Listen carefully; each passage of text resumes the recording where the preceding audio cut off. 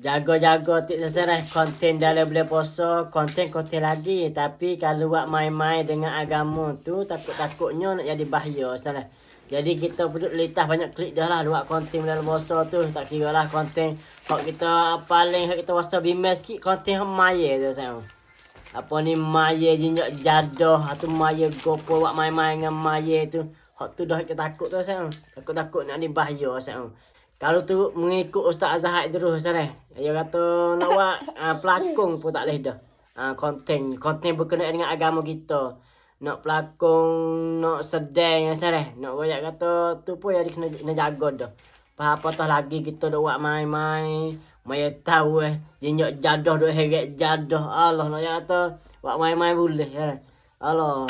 Tahulah sang tengok di, saya tim di. Kita pun tak wani nak sebut juga.